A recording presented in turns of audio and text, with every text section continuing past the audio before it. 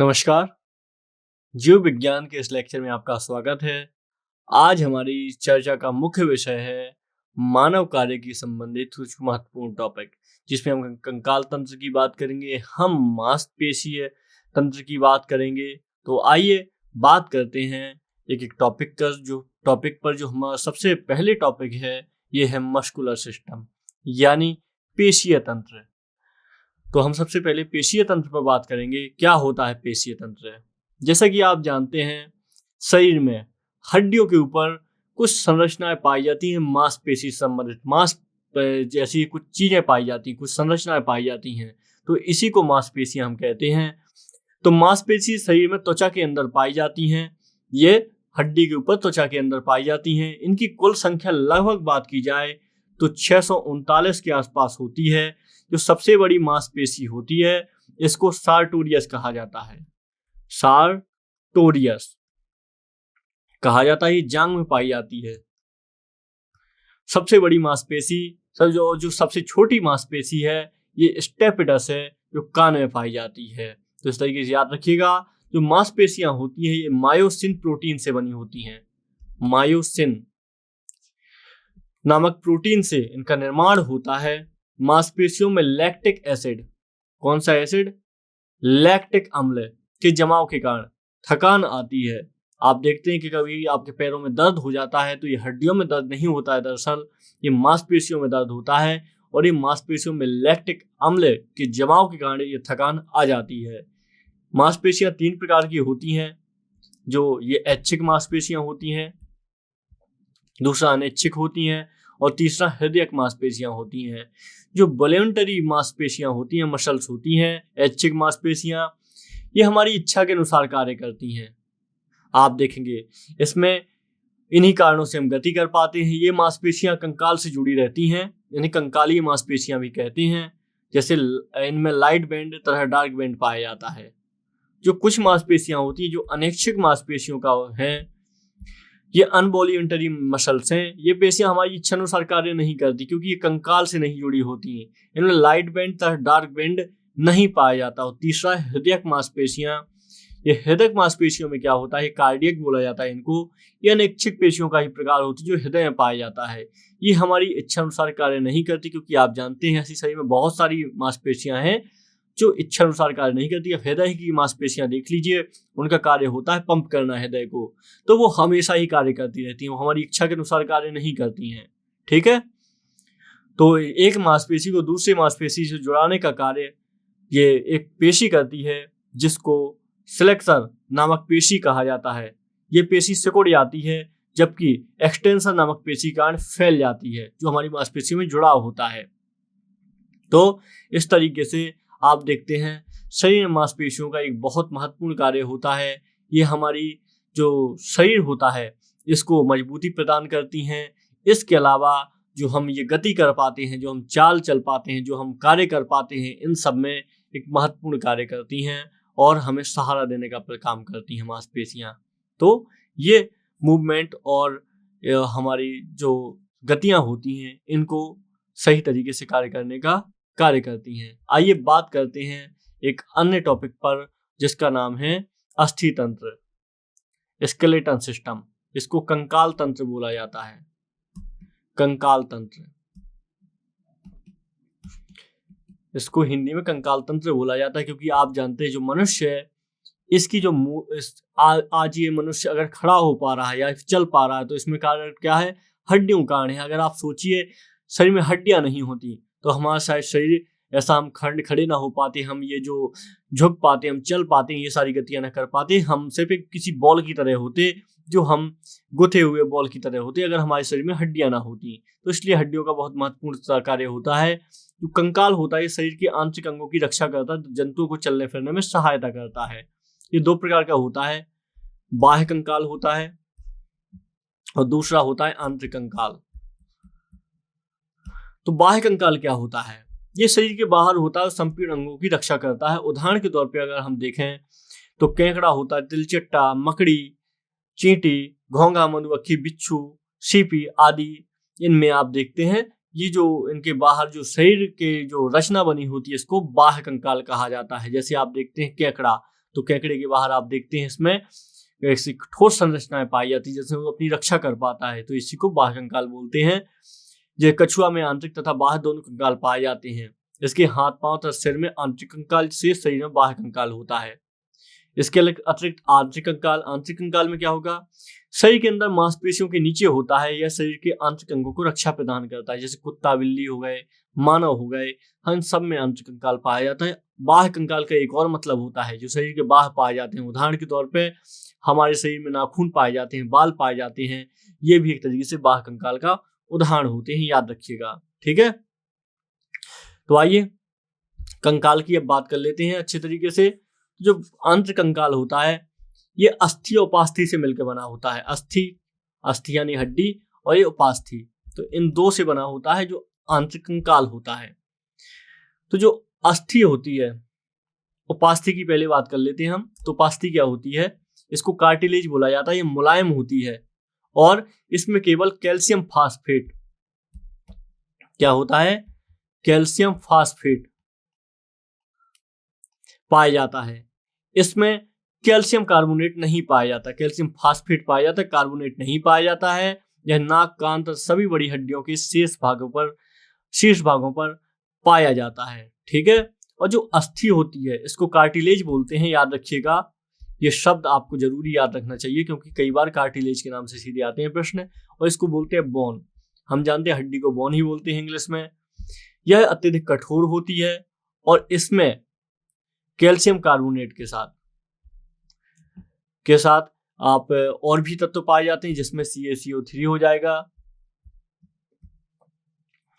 CaCO3 के अलावा इसमें हड्डियों में 54 से 58% तक CA3PO4 ये तत्व भी पाया जाता है।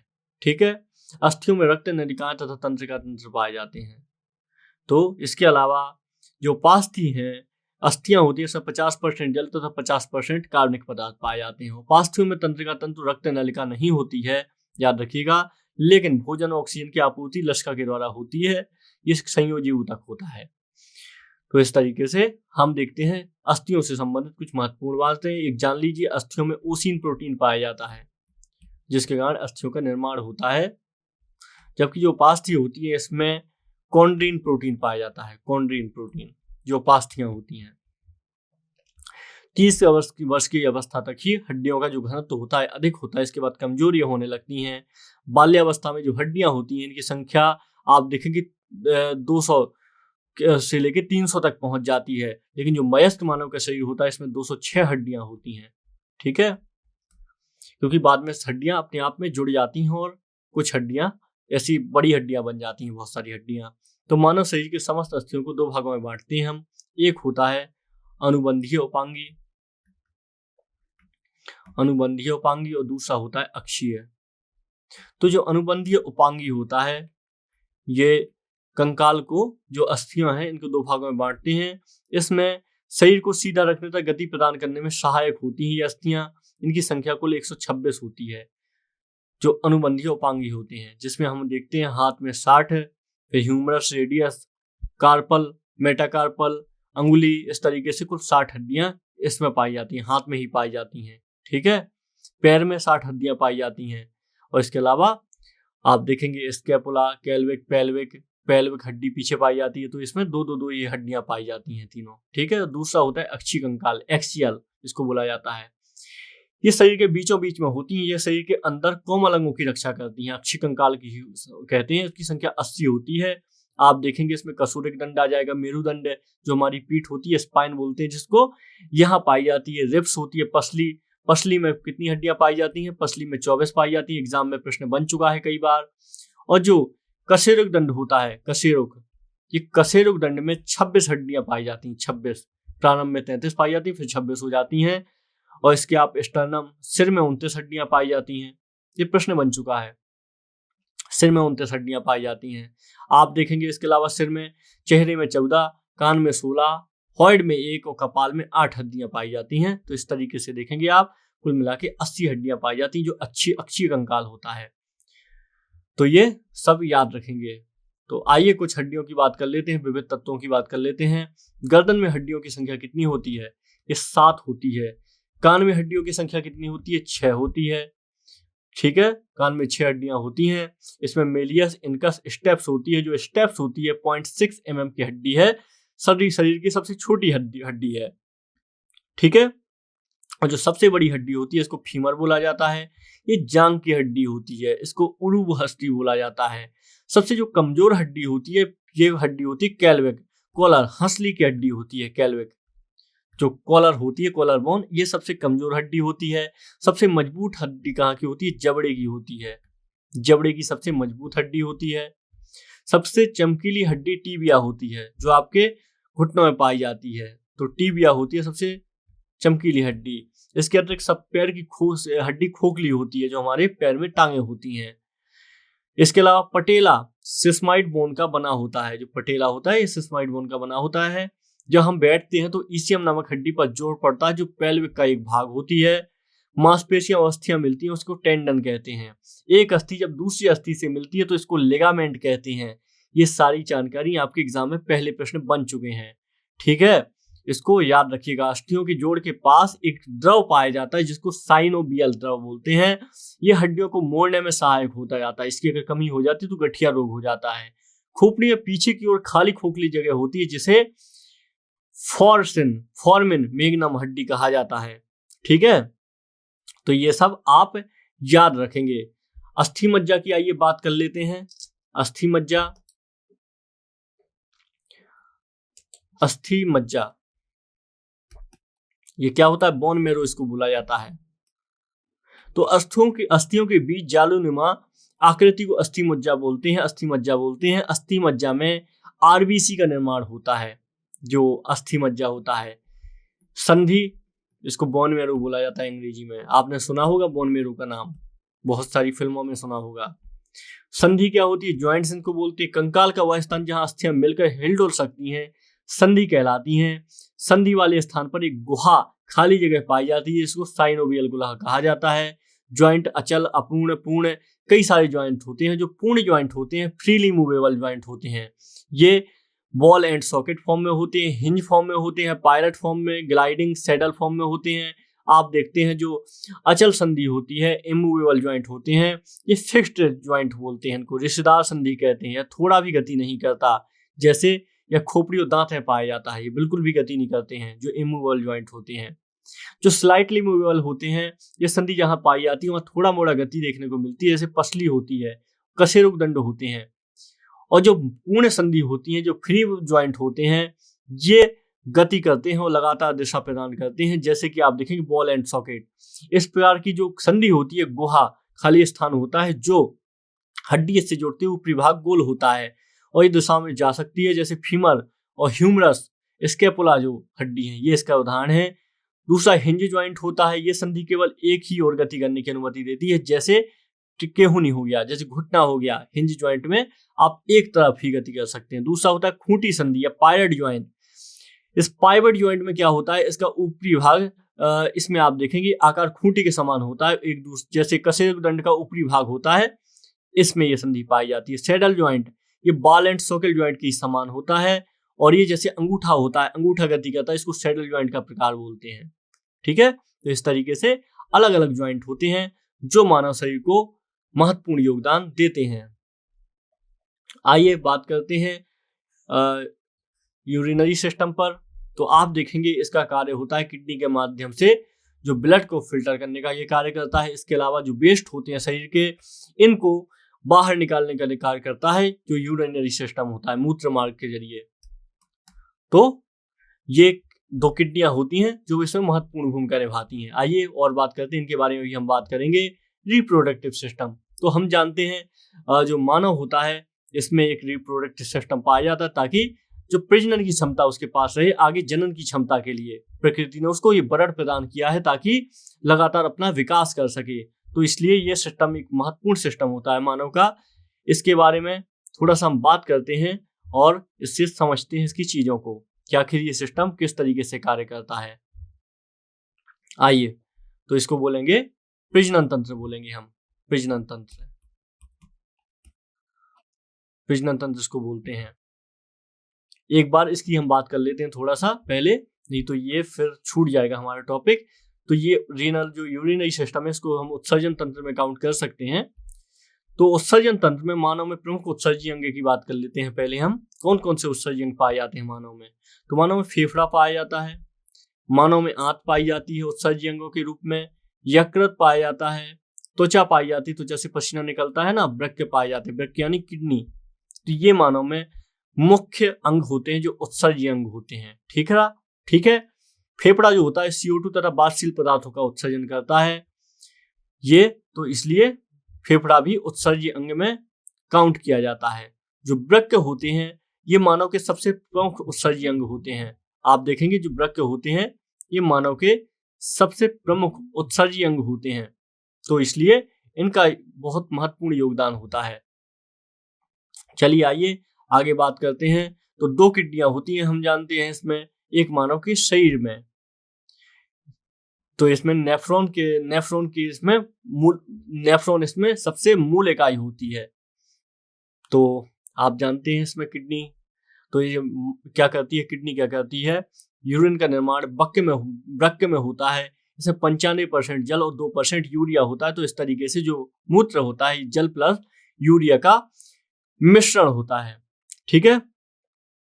तो ये मूत्र की प्रकृति कैसी होती है, तो मूत्र जो होता है pH मान इसका थोड़ा अम्लीय होता है, 4.8 से लेके 8.4 के बीच में होता है मूत्र का pH मान। कभी अम्लीय होता है, कभी क्षारीय भी हो सकता है। इसका जो पीला रंग होता है मूत्र का अधिकतर, तो ये किसके कारण होता है, ये यूरोक्रोम के कारण होता है। यूरोक्रोम के कारण इसका पीला रंग होता है, जबकि मल का जो पीला रंग होता है ये बिलुरुबिन के कारण होता है, बिलुरुबिन। ठीक है, ये याद रखिएगा।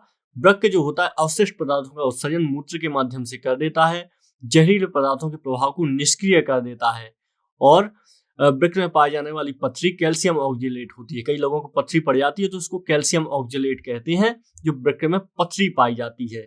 ठीक है, तो इसको याद रखिएगा। इस तरीके से ये कुछ अंग होते हैं जो संबंधित हैं मानव के उत्सर्जन तंत्र से। रिप्रोडक्टिव सिस्टम, प्रजनन तंत्र, इसको जनन तंत्र भी बोल देते हैं, प्रजनन तंत्र।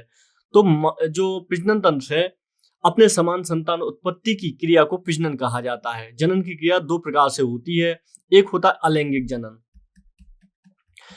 और दूसरा होता है लैंगिक जनन, जैसा कि इंसान में होता है। तो अलैंगिक जनन में क्या होता है, इस प्रकार जनन में नर युग्मक तथा मादा युग्मक की कोई आवश्यकता नहीं होती है।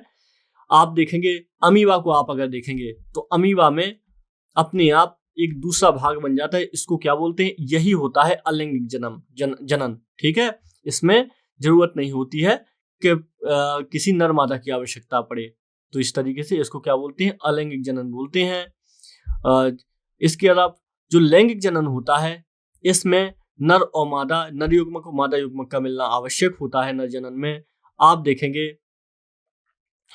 मादा जनन अंग की अगर हम बात करें, मादा जनन अंग, तो इसमें आप देखें हमने देखा था उसमें जब गुणसूत्रों के बारे में पढ़ रहे थे कि किस तरीके से 23 जोड़ी गुणसूत्र मिलके, जैसे पुरुष का Y गुणसूत्र आखिर में और स्त्री का X गुणसूत्र मिलके नर या मादा डिसाइड करते हैं। इस तरीके से आइए कुछ मादा के हम देख लेते हैं, जनन अंग देख लेते हैं। इसमें होता है अंडाशय, इसको ओवरी बोला जाता है। इनकी संख्या 2 होती है। इसका मुख्य कार्य अंडा निर्माण करना होता है।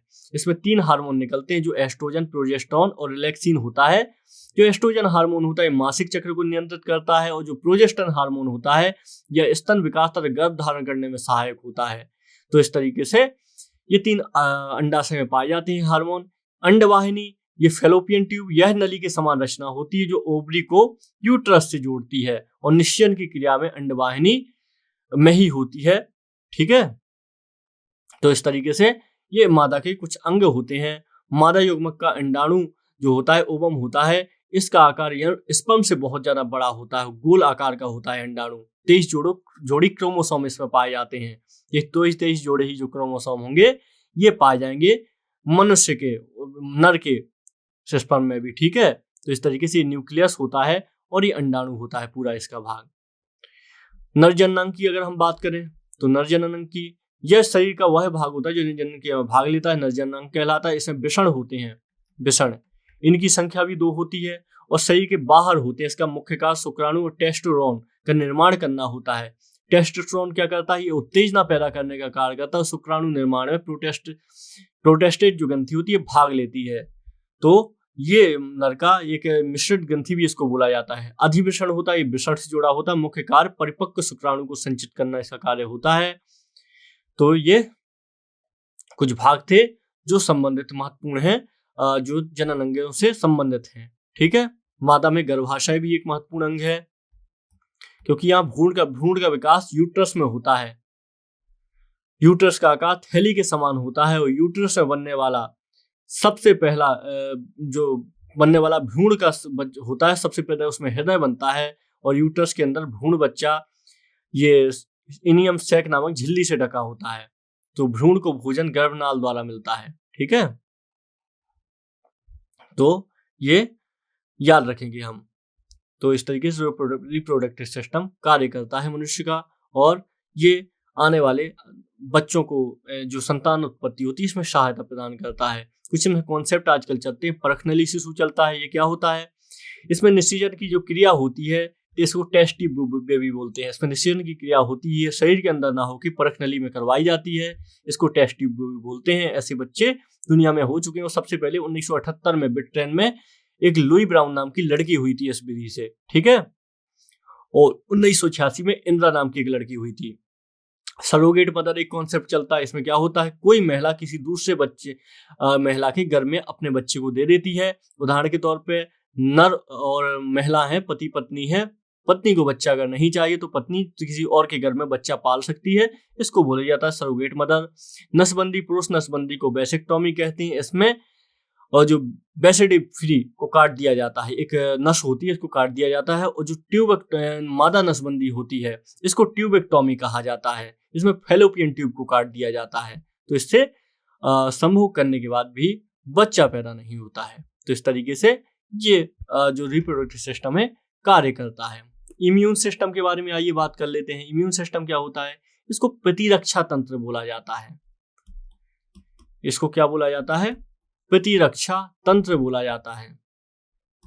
ये क्यों महत्वपूर्ण है, आपने देखा था जो प्रतिरक्षा तंत्र है ये हमें विभिन्न प्रकार की बीमारियों से बचाता है। इसमें WC जो होती हैं श्वेत रक्त कणिकाएं बहुत ही महत्वपूर्ण योगदान देती हैं। तो इसलिए ये प्रतिरक्षा तंत्र बहुत ज्यादा महत्वपूर्ण होता है। ठीक है, इम्यून सिस्टम ये बहुत सारी जो समस्याएं होती हैं, जो बहुत सारे रोग होते हैं, इनसे हमें बचाता है प्रतिरक्षा तंत्र। इसलिए प्रतिरक्षा तंत्र बहुत ज्यादा महत्वपूर्ण होता है। ठीक है, तो हमने इन सबको देखा। आइए हम कुछ बात कर लेते हैं मानव रोगों पर, जो क्योंकि मानव रोग मुख्य विषय वस्तु होती हैं जो जैव विज्ञान होता है, तो इनसे समझ लेते हैं हम। तो रोग 3 प्रकार के होते हैं। एक जन्मजात होते हैं, जिनको आनुवंशिक रोग कहा जाता है। दूसरा होते हैं असंक्रामक रोग, तीसरा होते हैं संक्रामक। ये 3 प्रकार होते हैं। तीसरा होता है संक्रामक। तो ऐसे रोग जो किसी एक व्यक्ति से दूसरे व्यक्ति में नहीं फैलते हैं संक्रामक कहलाते हैं। ऐसे रोग जो पीढ़ी दर पीढ़ी चले आते हैं इनको जन्मजात रोग कहते हैं। आनुवंशिक और संक्रामक रोग होते हैं ऐसे रोग जो किसी एक व्यक्ति से दूसरे व्यक्ति में फैलते हैं, उनको संक्रामक रोग कहते हैं। इसका मुख्य कारण होते हैं प्रोटोजोआ, कवक, कृमि, जीवाणु, विषाणु आदि, ये इसके मुख्य कारक होते हैं। असंक्रामक रोग में आप देखेंगे तो इसमें कैंसर, हृदय रोग, किडनी आदि बीमारी आदि ये सब आते हैं संक्रामक रोग में, असंक्रामक रोग में। जबकि संक्रामक रोग में आते हैं चेचक, जो टीबी होता है, ट्यूबरक्लोसिस इत्यादि संक्रामक रोग में आता है। इसमें एड्स भी आता है संक्रामक रोग में। तो ये सब महत्वपूर्ण है। आइए बात कर लेते हैं कुछ जीवाणु द्वारा होने वाले रोगों के बारे में, विषाणु जीवाणु के द्वारा होने वाले रोग। तो सबसे पहले हम देख लेते हैं जीवाणु कवक के द्वारा होने वाले रोग। हम सबसे पहले बात करेंगे, हम इससे पहले बात करेंगे प्रोटोजोआ के द्वारा। पहले जीवाणु के द्वारा होने वाले रोग देख लेते हैं हम। तो जीवाणु के द्वारा कौन कौन से रोग होते हैं ये आपके लिए महत्वपूर्ण है, क्योंकि एग्जाम में सीधे प्रश्न बनते हैं। तो इसमें प्लेग जो हो गया, ये जीवाणुओं के द्वारा फैलने वाला रोग है। टेटनस नाम का एक रोग होता है, आपको वो हो जाता है। काली खांसी, इसके अलावा निमोनिया, इसमें टाइफाइड हो जाएगा, टाइफाइड, टीबी, हैजा, इसके अलावा इसमें कुछ और रोग हो जाते हैं, डिप्थीरिया,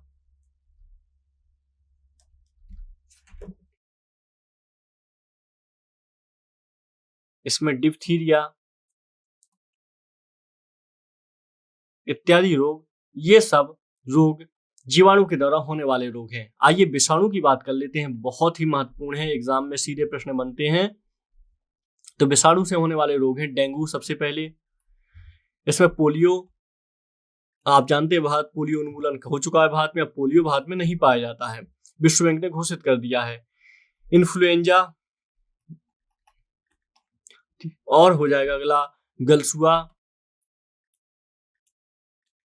तीसरा खसरा हो जाएगा, चौथा हो जाएगा इसमें से ट्रैकोमा, इसमें से अन्य रोग हो जाएंगे हेपेटाइटिस, हेपेटाइटिस, इसमें हर्पीज हो जाएगा और रेबीज हो जाएगा इसमें। तो इस तरीके से ये सारे रोग विषाणु से होने वाले रोग हैं, और ये इसका जो मुख्य कारण होते हैं वायरस होते हैं। इसमें एड्स और कोरोना, ये भी दो महत्वपूर्ण रोग हैं।